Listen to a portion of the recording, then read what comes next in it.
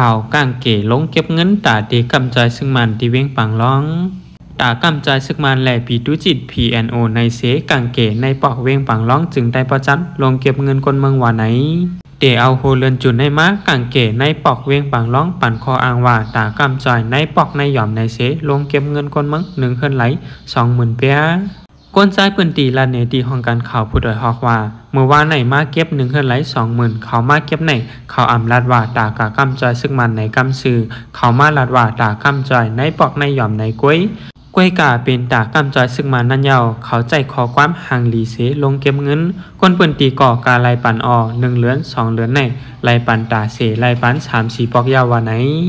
ที่เวียงปังล่องในมี8 ปอกกางเก๋ลงเก็บเงินตากำจอยซึ่งมันกูปอกเลอเสไลใส่เงินกำจอยยาวพ้องซึกมันตั้งปีตุจิต PNO แถมแห้งซึกเปลี่ยนปังตึกกันตั้งจุ่มแกดเขก้นเมือง PTF ตีตั้งวัน2 เปียงนั่นก่อก้นเมืองเวียงปังล่องไหลเฮ็ดห่อข่าวส่งปันซึกมันตั้งปีตุจิต1 ปอกตาโหก้น4 ปากก่อว่าไหนก้นใจปืนตีลานในดีห้องการข่าวผู้ดอยฮอกว่าเงินอันเขาเก็บไหลนั่นก่อเขาเอาใจพ่องเมื่อซึกมันตั้ง PTF เป็นปังตึกกันตั้ง2 เปียงในกางเกงในปอกจางก้นหุงข้าวหุงพักปอกไหลนั่นส่งปัน1 วัน 1 ปอก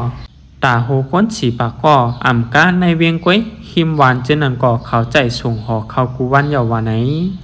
เมื่อหนังเมื่อวันที่26 เดือน2025ดีวัน4 กีบแหล่วันพระเผิกอันมีไผ่ห่องยันไกลกันดังเวียงปังร้องเศร้าลักนั่นก่อกางเก๋ลงเก็บเงินตากำจอยปันซึ่งมัน1 เฮิรนไหลปัน